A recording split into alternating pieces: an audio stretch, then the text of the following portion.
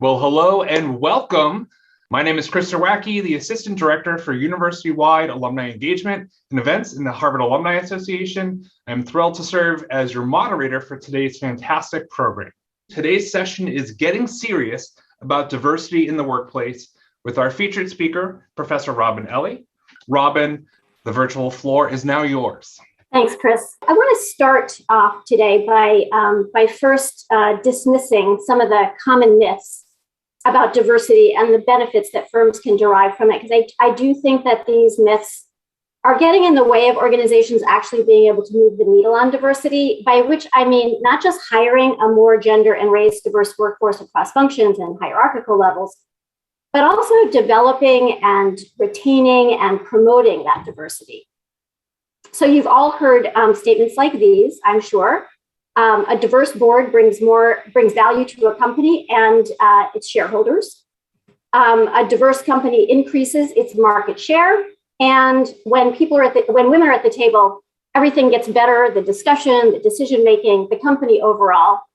I can say that in a fairly recent study of HBS alums, we found that 82% of those in senior executive positions agree with this statement: a more diverse workforce improves a company's financial performance. Well, I'm sorry, but I'm here to tell you the emperor has no clothes.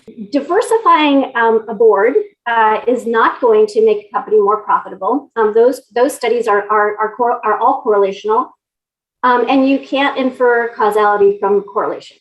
So when we subject the data to a more rigorous empirical scrutiny, it turns out that there's no relationship between the proportion of women or minorities on a board and any indicator of a firm's financial performance. So X doesn't cause Y, it's more likely some third factor Z that's boosting both X and Y simultaneously.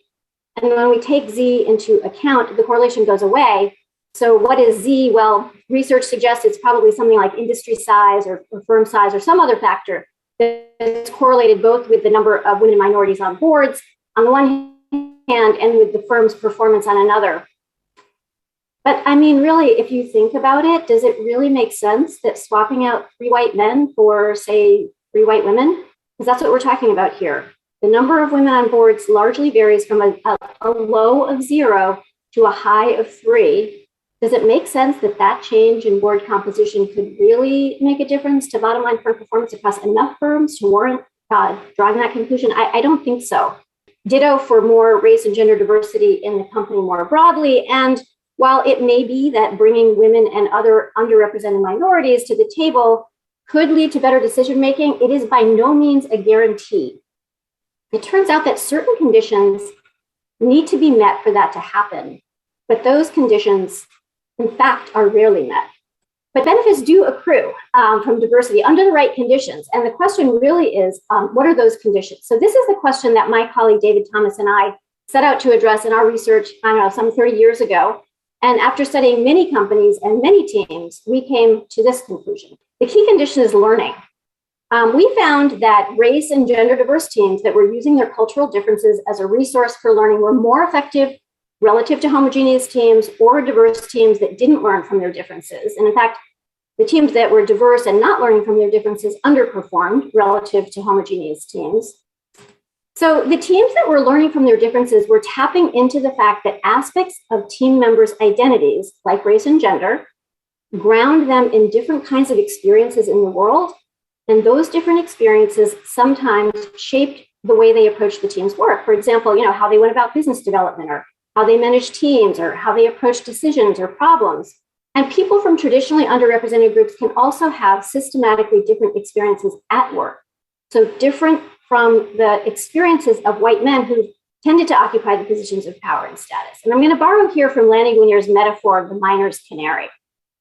So, miners used to send the canary into the coal mine, and if the canary didn't return, in other words, it died down there, it meant that the mine's environment was too toxic for miners to enter. So you can think of traditionally underrepresented groups entering a company as kind of like the canary in the coal mine. They may encounter toxins in the environment, and unlike those who have managed to adapt to the environment with their, I like to say, metaphorical gas masks, these new entrants often show signs of distress. And what's more is that nobody seems to see that some people are getting a gas mask, while others, those from underrepresented groups, are not, because they don't really have anybody watching out for them. And that in itself is demoralizing. But really my broader point here is that that distress might be a signal that the environment isn't altogether healthy for anybody and that it needs to change. And that change might actually benefit everybody. So the point is this, really, standard practice, by which I mean the way things have always been done, is not necessarily best practice. And by increasing diversity, these teams that were learning from their diversity, they were able to see that and make improvements accordingly. But here's the rub. It turns out that that learning is exceedingly hard to do. So we've seen examples of it, but they're really few and far between. So why is it so hard? Why have companies made so little progress hiring, retaining, promoting white women and racial and ethnic minorities over the past 30 years, despite very often the very best of intentions and throwing billions of dollars at the problem? And I think in a nutshell, we can summarize it by saying it's because of these sacred cows. So sacred cows are practices or closely held beliefs that cannot be questioned or criticized. And they're deeply ingrained in the culture of the organization. And they're so taken for granted that even though they are actually value laden, they're experienced as value neutral. And one problem with them is that they often are decoupled from the technical functions that they once served. Another problem, which is really what we're here to talk about today, is that these sacred cows often lock inequality in place. It's especially hard to question those beliefs and practices that propelled gatekeepers to their success because they have a hard time seeing that anything needs to change. And they're the ones with the power to change. So it turns out that organizational cultures are steeped in a whole array of untested assumptions about the way work is done and about what constitutes talent. And I think we've all heard this before. I know talent when I see it. But what often underlies that statement is something like this. I recognize the qualities I value, which just so happen to be the qualities I have. Okay, so let me give you an example of what it looks like to learn from differences. So this example comes from my colleague, Boris Groisberg's studies of research analysts on Wall Street. And here is the performance of a research department in one of the investment banks that he studied. So in 1987, they were ranked 15. And by 1990, they were ranked first. So in 1987, it turns out he aggressively recruited a lot of talented women. And by 1989, he had the highest percentage of top-ranked women analysts on Wall Street. So what's the connection between women and performance? And this is something that really galvanized his research. So here's what he found.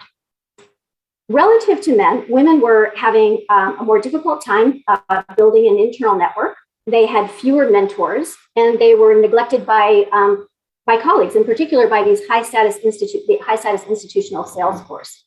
So being smart, ambitious, and resilient, the women built their franchises differently. They drew on external relationships. So with external relationships with clients and companies and media, and they forged unconventional internal relationships, like with the low-status retail sales force. And here's a quote from a top-ranked woman analyst at the time. She says, I had no idea that analysts don't deal with retail, but I was new to the business, so I did what seemed to make the most sense. Okay, so here's what the research director did. Number one, he recruited these talented, undervalued women who built their franchises differently from men, an approach that turned out to be more effective. But he didn't just recruit them. This is really critical, right? He set them up for success. Okay, so he emphasizes a team culture. He introduces a performance management systems and rigorous training. So they're getting the support that they need and they're getting really solid feedback. He institutes women-friendly policies and practices, and he encourages them to develop their own style with their own voice. So here's another quote, another top-ranked woman analyst. She says, I never felt I had to be male to fit in here. Okay, so what the research director figured out was a few things. Women's strategies were not like a second-best alternative, but they were a powerful skill set from which men would do well to learn. He actually took women's approach and incorporated it into his training programs for everybody. right? So it was not only women, but also men, it turns out, who were limited by these narrow definitions of acceptable approaches to work. And by paying closer attention to the careers of women, the firm could do a better job of both retaining women and developing men. So the bottom line here is that women's different experiences as women led to new understandings of how to do the job and how to do it better. Okay, so let me step back for a minute and speak to what I see most companies doing. So rather than tracking and questioning how these sacred cows I was talking about might be producing inequality, what we see across many organizations is a set of interventions, and I'm guessing that many of you have instituted some of these that haven't been super effective. Okay, so I'm just going to say a word about a few of them and why they don't work. So let me start with what is probably the most common, and that is implicit bias training. Now, there isn't anything wrong with implicit bias training per se, and it can be done very well, and it can raise consciousness. And some research suggests that it actually has a positive effect on people's attitudes, although it tends to be the attitudes of people who already were positively predisposed to diversity. It doesn't seem to have much effect on behavior. And the reason is that employees don't really know what to do with it, right? So they don't have any capacity to have a difficult conversation. So these biases are implicit; they're not obvious. You need to talk about them, and people just aren't able to do that. And a lot of times, what the research also shows is that when that training is mandatory, it tends to generate backlash. Okay, so then there's a whole array of very well-intentioned formal practices that companies have put in place in order to provide developmental opportunities to groups that otherwise don't get that. So it sounds really good in theory. The problem with mentoring programs is that many managers don't actually want to mentor, or they don't know how to mentor, especially across differences.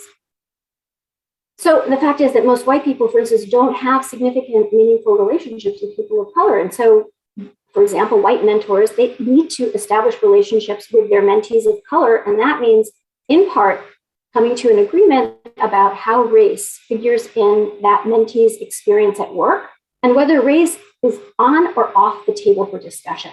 So those conversations are difficult conversations because they can be ego-threatening, but to both parties, really. And the pair really needs to figure out how to have them candidly and constructively while still staying in relationship. Now, that's a skill that can be learned through practice, but it doesn't tend to be learned. Okay, so next one, regular institutionalized feedback. So the CEO of a consulting firm was telling me about the problems that they were having retaining and promoting white women and associates of color. It's a very common problem. He had a hunch that the problem was that they weren't getting enough feedback, and actually research would support that intuition. So his solution was to institutionalize regular monthly feedback sessions. But after a year, white women and associates of color were still derailing at the same rate. Why? Because, he learned, the partners giving them the feedback didn't actually believe that these associates were capable of being developed, and their feedback communicated that to them. So instead of being developmental, the feedback was actually demoralizing. Now, meanwhile, a kind of a select group of white men were getting even more feedback. So the rich were getting richer and the poor were getting poorer. Now, I've also seen firms institute a kind of a centralized staffing function to make sure that the good work, for example, gets the sort of highly valued, glamorous work, the stretch assignments, the things that are really developmental get equally distributed. And we see this especially in professional service firms like accounting, consulting, law, where work typically gets done in project teams. And so it really matters what team you get assigned to. But it turns out that the powerful partners tend to override the formal mechanism, and they just go to their go-to people anyway, the people they've always been going to. And the cultures in these firms are so collegial that their peers don't actually hold them accountable. So what happens time after time is that the existing culture co-opts these practices. Because if you look at what I've highlighted here in red, each of these has to do with not the practice or the program per se, but the culture within which it's being adopted or who's adopting it. Okay, so My conclusion is that, and this is based on my research and observations, is that there's basically been a misspecification of the problem. So we can think about organizations as facing two kinds of challenges. There are technical challenges and there are adaptive challenges. Technical challenges require information. Adaptive challenges require transformation. So for technical challenges, you have a container, and all you need to do is fill it with the right information. But for adaptive challenges, the container itself is part of the problem and needs to change.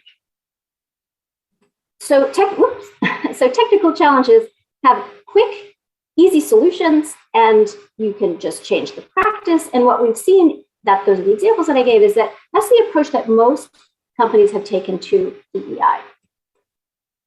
The problem is that inequality is an adaptive, not a technical challenge. And to solve this problem requires a deeper level of change. It's really about changing values and mindsets and roles and actually relationships. And I would say that relationships are probably the most critical, because virtually nobody can thrive and succeed, especially in knowledge work, without having people who are invested in their thriving and success. So you not only have to change practices, you have to change the practitioner, you have to change the systems, you have to change the cultures within which we work. Okay, so it's the kind of tip of the iceberg here, right? So at the tip of the iceberg, we have, what we're experiencing: difficulty recruiting, retaining, promoting, et cetera, women and underrepresented minorities. But if you look below the surface, right, that's what everybody can see. But below the surface, we've got values and beliefs that are at the core. And that we have to develop new skills we don't actually have. And that involves, to address these issues, really involves, I think, changing hearts and minds, not just behaviors. And this is probably the most controversial thing I'm saying here, and it's the hardest thing to do. But based on my research and the time that I've spent in companies over the past 30 years, working on culture change initiatives to foster diversity and equity, my conclusion is that it is a necessary but insufficient condition for making lasting change, that leaders make this shift. And I'm just going to riff off of a Gandhi quote here. Leaders need to be the change they want to see in their organizations. And much as we would wish it were otherwise, there really is no one-size-fits-all, off-the-shelf solution to this problem. Instead, companies need to learn their way towards solutions, and it starts with leaders. Okay, so to lead, what do I mean by that? I'm going to read for you. This is I took this off of a website of a Fortune 100 company, and it was about what does it take to lead innovative, high-performing teams. It was about what leaders need to do. I'm going to read through these 3 statements that I found. This is on the diversity page of this Fortune 100 firm. So to lead innovative, high-performing teams, leaders must invest in employee development, foster a growth mindset in the culture, and do that so that people are inspired to set high goals, take on challenges, learn from their mistakes, and grow their skills. And what I want to suggest is that it starts with investing in their own development. Leaders need to invest in their own development and foster a growth mindset in themselves so that they are inspired to set high goals and take on challenges, learn from mistakes, and grow their skills. And they need to do this in a way that they're able to be transparent about it. Okay, so let me take you through an example of what this looks like based on some work that I have done with partners in a New York-based global law firm. Okay, so they have, kind of the typical presenting problem: disproportionate turnover of white women and people of color in their associate ranks. So they have partnerships that are not very diverse, because there's, just mostly white men who are left by the time associates being promoted to partner. They've tried everything, but the numbers aren't budging, and so they agreed to be a test bed for our ideas. So they started out with an inspirational vision, an aspirational vision, which is to create a culture in which all lawyers can thrive and reach their full potential. Okay, and so my colleagues Heidi Brooks and Lisa Leahy and I embarked on this project with them, and this is the question that we have.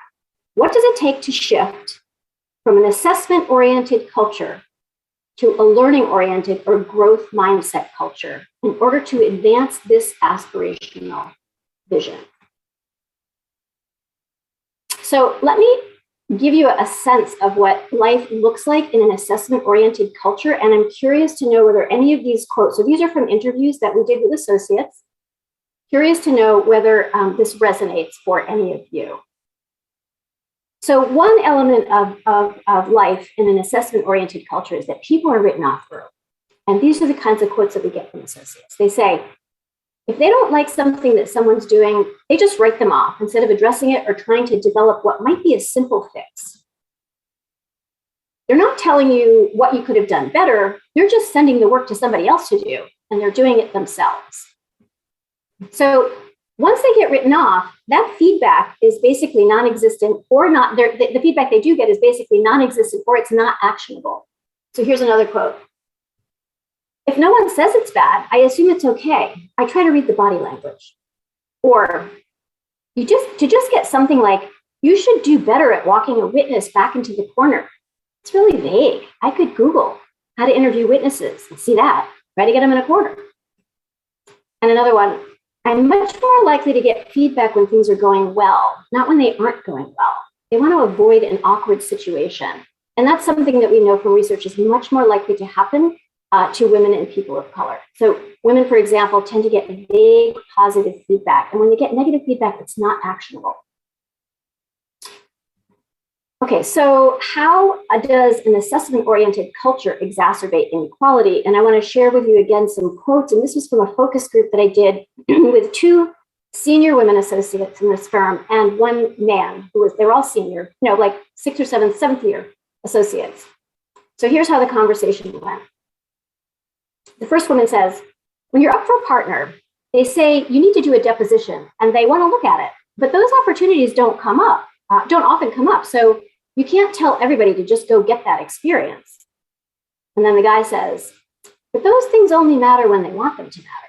Bob's a great guy, but he only did 1 deposition. So they say, okay, we need to get him a deposition. They've decided he's the guy. He's got the right stuff. Joe, on the other hand, has done 20 depositions, but it doesn't matter because he's not the guy. Then the first woman comes back and says, she's sort of continuing to play out the story. She says, but with Bob, maybe that argument didn't go so well, so we'll get him another one. And then the second woman steps in and says, and we see how opportunities get distributed. There are just fewer men along the way who haven't had those opportunities. Women are more likely not to get them. She was too busy doing the calendar. They give her the opportunity at the end when there's no time to prep. Then she was stiff, so she's no good.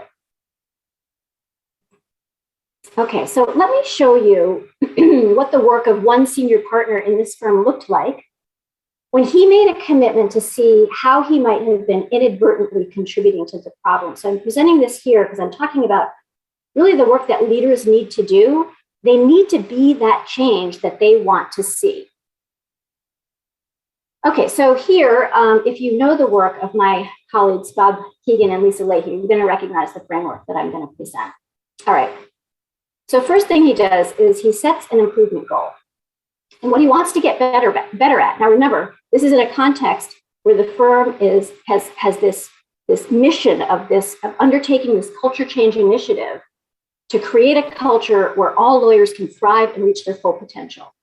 And so as part of that, he realizes that he needs to be more developmental with associates. And that was his learning goal for the project. Okay, so next, the next question is why do these things? What is it that what are you doing or not doing that is running counter to that goal, right? So he says, I want to be more developmental. And then it's like, okay, but what is it that you're doing instead of that? And so he says, well, I actually really only invest in the associates that I kind of have deemed have it.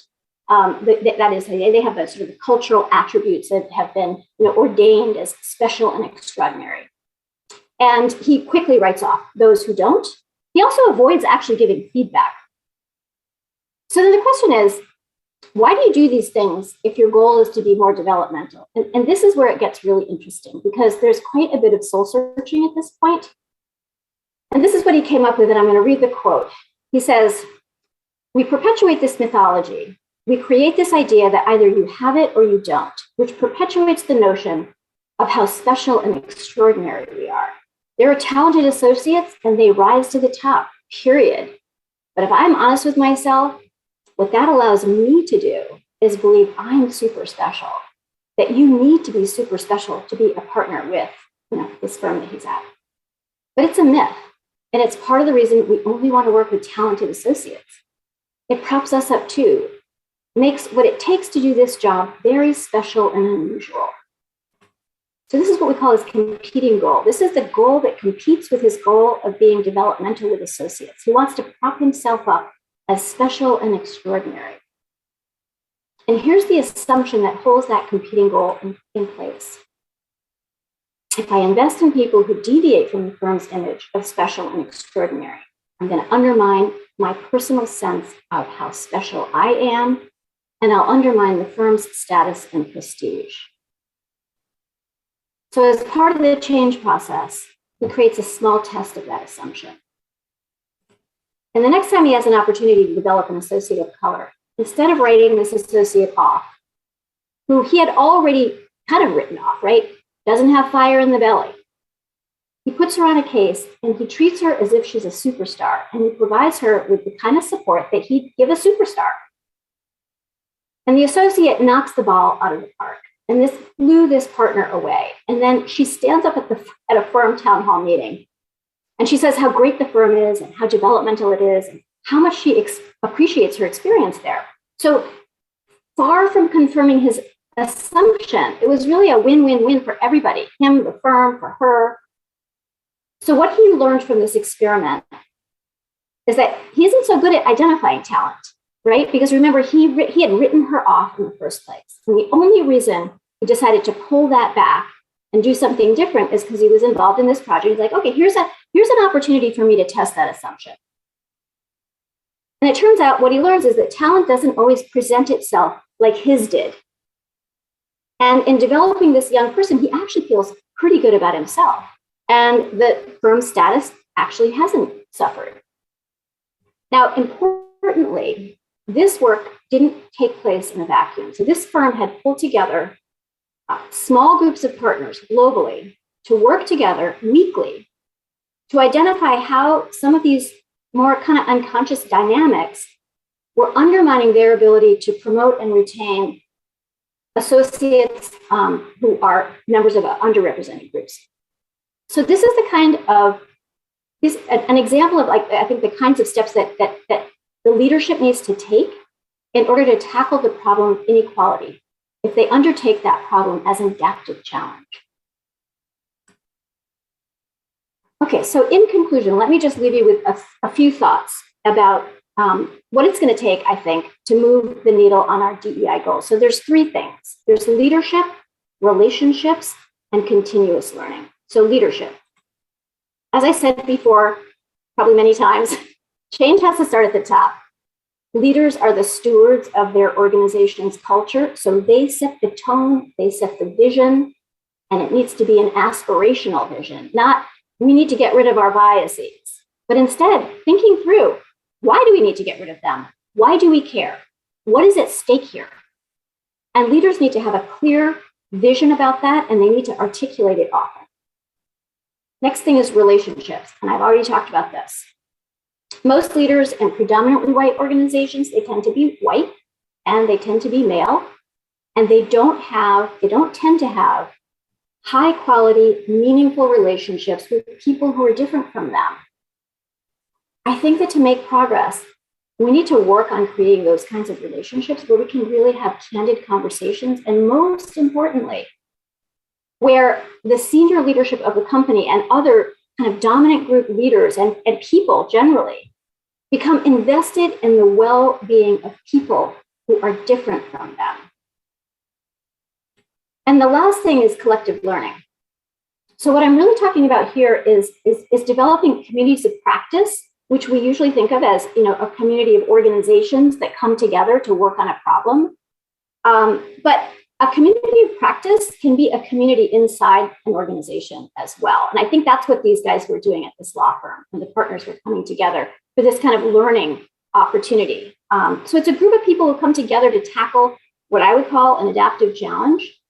It's not obvious that what the solution is. It's not just getting the right information and experimenting with ways of addressing the problem because the solution is not clear. And then coming together regularly to keep each other, help each other see their blind spots, because you can't see those on your own. And then to learn best practices from each other. So that's what this law firm was doing, this firm that I think, really wanted to move the needle on DEI. Okay, so let me just close here and reiterate what I said at the outset. I think that the goal of DEI efforts should be setting up your organization for long-term success with all of your stakeholders. And that means not just your shareholders, but employees, customers, clients, vendors, and quite frankly, society as a whole. Because what we do inside our organizations, what we do at work, gets exported back out into the community. And if the only case for diversity is a bottom line business case, then we walk away from taking intentional, proactive responsibility for the role organizations and their leaders play in shaping the broader dynamics of our society.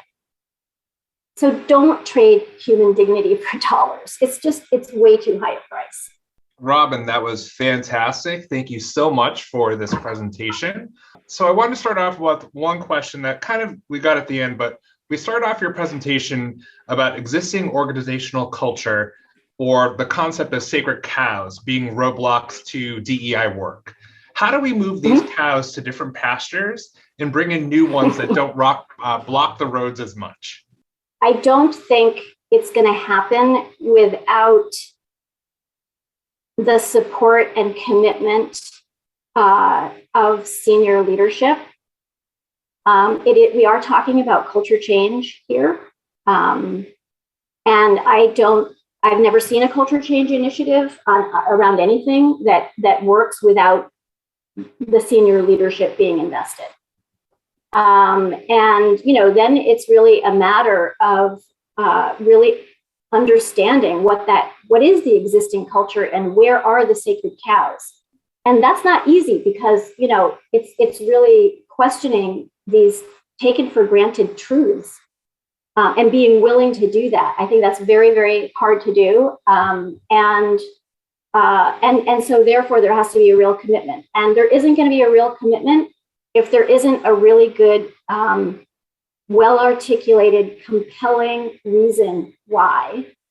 So I also think that the leadership, as I said, needs to really communicate, why are we taking a look at our culture? Why are we asking these questions?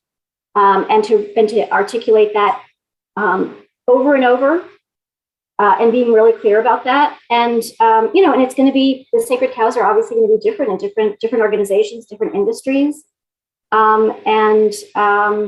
I think it takes a kind of an assessment of looking for systematic patterns in the culture, who's thriving, who's succeeding, who's not, and really, interrogating what's surrounding the people who are thriving and succeeding and what's lacking for the others. And then, instituting practices, but like broadly speaking, that are, kind of shoring up those weaknesses and creating opportunities that don't exist for those who are, not thriving and not succeeding. I mean, there's kind of a lot more to it, but it has that for a start. I think that's a good start there. But thank you for answering that question. Our next question comes from Christy Lay on the YouTube. And Christy asks, recognizing leadership's critical role and in organizations where such support is in place, what are the most valuable steps for all employees at all levels to take to further advance a learning culture? Well, I guess one way to answer that is to say, if you're talking like sort of across the board, I do think at the individual level, we all can do what I was suggesting leaders need to do, which is be the change that we want to see. And so if we want to have a growth mindset culture or learning oriented culture, then we need to be learners. And, I think everybody has the capacity to do that and to, really engage in these kinds of relationships that I've been, suggesting leaders engage in. I mean, everybody can do that. I'm just saying that the real power comes when leaders do it and are role models for the rest of the company or the organization. But I would say it would be a great start. Would be to be in that learning mode and to learn how to have difficult conversations. That's something that everybody has the capacity to learn. I think there are great programs for learning how to have difficult conversations. Really soliciting feedback and giving feedback and doing it in a way that's really effective. So being direct, being behavioral, telling somebody what the impact is of their behavior on you or on other people.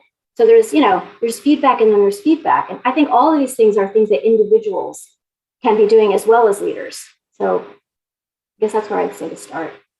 New question. How can organizations create incentives for people to be more authentic? Britt Dewey's asking, taking risks, saying they aren't prepared to mentor and manage across differences, being vulnerable to identify that they struggle with DEI. How do we, Britt's question is, how do we create more incentives for people to recognize these challenges that they may have themselves? I don't know. The first thing that comes to my mind when you talk about, sort of creating the conditions that would allow people to engage in the kinds of conversations that I'm talking about, I think, I'll take from my colleague Amy Edmondson and talk about psychological safety. So I think it's very, very hard to engage in any of these kinds of very, potentially ego-threatening conversations in a context where it's not psychologically safe to take a risk. And again, I have to say, based on Amy's work, it is something that leaders, and I'm not just really talking about, sort of the top tier of leadership, but if you're leading a team, if you're managing a group, being somebody who is willing to be vulnerable yourself and doing that, I think, with a real clear purpose in mind. So it's not just about being vulnerable for the sake of being vulnerable, not just, kind of to sort of put something on or sort of show off in a way, I don't know. But really being clear and purposeful about vulnerability. The importance of vulnerability is that it creates connection. And when people are connected to each other, I think there's psychological safety. And I think that's a great kind of basis for all the kinds of work that we're talking about here when it comes to DEI. Similar question that also kind of talks about this idea of incentives. How do these organizations go from the framework to actually implement and practice this if there aren't incentives in place at the manager level? This person who's asking, the similar question, it feels very superficial at the organization they're at. So they're trying to see how they can change that. So the initiatives seem just sort of superficial and not, this is, a lot of these questions are, I think, coming from the same place. And I think it's coming from a lot of frustration, which I see all the time. I don't think that I don't think people have a lot of clarity about why they would want to engage in these initiatives. So I know that it's become very, especially after George Floyd and Black Lives Matter. And I think there's a lot of goodwill, but I think people are really at a loss for, what does it really mean? And what does it take? And why would you want to do this? And I guess, again, I would say just, this is where leadership is really important. And leaders being able to articulate the why and do it in a compelling way and connecting to things that their employees actually care about, not just some kind of lofty kind of abstract notion, but really grounding. I'm not opposed to a business case for diversity. I think what's problematic is when that business case gets tied to financial incentives. It's all about, increasing the firm's bottom line financial performance. I don't think that people find that, particularly meaningful. People want to contribute to something that's larger than themselves. They want to make a contribution to, they want to make a more of a contribution to people. And I think that firms, I think they sort of try to stay away from that aspect of this work and act like, oh, it's just all about, making more money. And I don't think that's a great incentive for a lot of people. But really understanding what is it that people care about, and tying it to what is it that the company does, what's the mission of the organization. Very often, like paying attention to these issues is something that's really, advances effectiveness toward the mission, but really being able to see that connection and making that articulation, I think it can be very inspiring. But I'm not sure that message always gets across. Noted. What do you think the best argument to bring to the table is with those who are opposed to the value of DEI or who are uneducated in the matter? I don't think that people find rational arguments when they experience, an initiative as going against their interests, and they have an emotional kind of or a defensive reaction to it. I don't think there's any kind of intellectual argument that's going to make a difference. I mean, I guess I would say the same thing. It's really trying to understand where is it that people are coming from. I do think that we get a lot into this debating dynamic and who's right, and I don't think that ever goes anywhere, especially around these issues that are so emotion laden. I really think having conversations where people feel safe to talk about, like, what are they afraid of? What is it that they're opposed to? What's their experience? I think we often don't get to that point because it's just kind of the ping pong back and forth and the argument and the conflict. But I think really making a practice of really actively listening to where people are coming from, even when they're coming from a place that we are so opposed to and feel so threatened by, but just like creating that kind of dialogue, I think is really important. I mean, we know that when people feel heard, they calm down. And that's true for both sides. It doesn't matter which side you're on. We get so flustered and so heated, and we're not able to listen to each other. And that creates disconnection. And you can't do this work in the context of disconnection.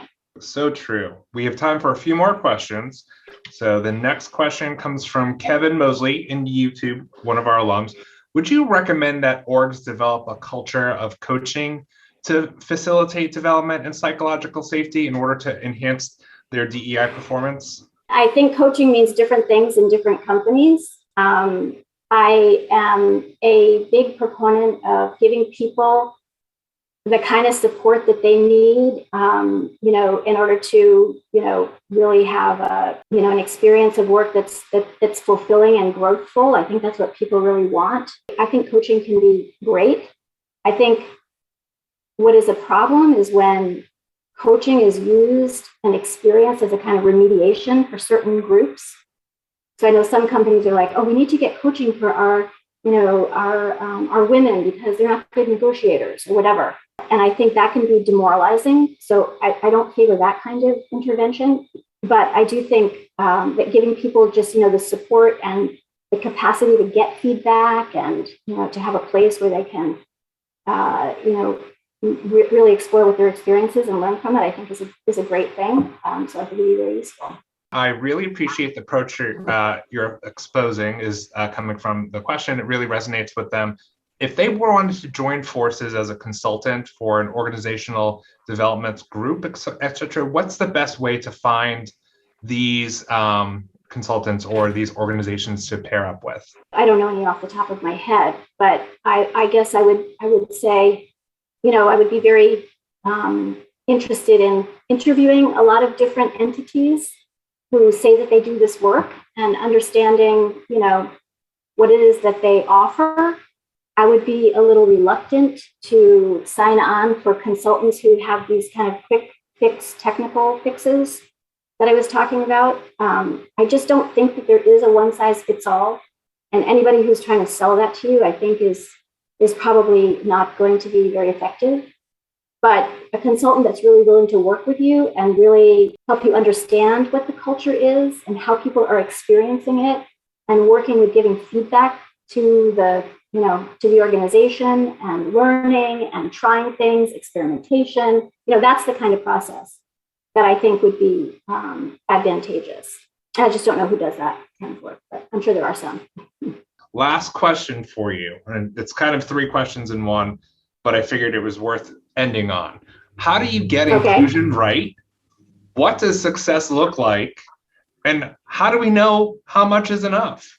I think this is part of, I don't know if I've mentioned this before, but I do think one of the things that I see a lot is companies, they undertake a kind of an initiative, and it's usually some kind of a practice or a program or a policy, and they don't really have a clear sense of why they're doing it or what they expect to get out of it, and they don't do any kind of assessment of the impact of it.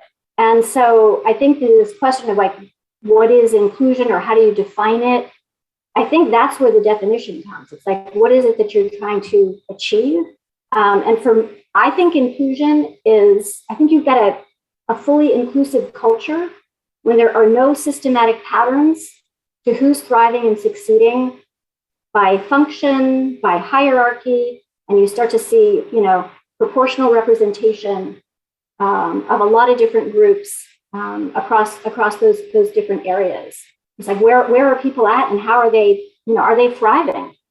And usually we see pockets of systematic thriving, not thriving, and that's to me an indication of not being inclusive. And I guess I would also just say that I think sometimes people set these numerical kinds of goals, and I think the numbers are fine. I think they are indicators, though, of culture. I don't think that they are the goal. They should be the goal themselves, because then the numbers start driving. It's a little bit of the tail wagging the dog in that case. So I would be, really clear that the numbers need to be just an indicator. And when the numbers don't look good, the question is, why not? And really doing a kind of investigation of what's going on here, that we don't seem to be able to move the numbers. Don't put the cart before the horse, everyone, when it comes to numbers. Thank you so much, Robin. This has been an absolute delight to have you with us tonight. Thanks to all of you who have joined us tonight. We hope you'll join us for more signature events.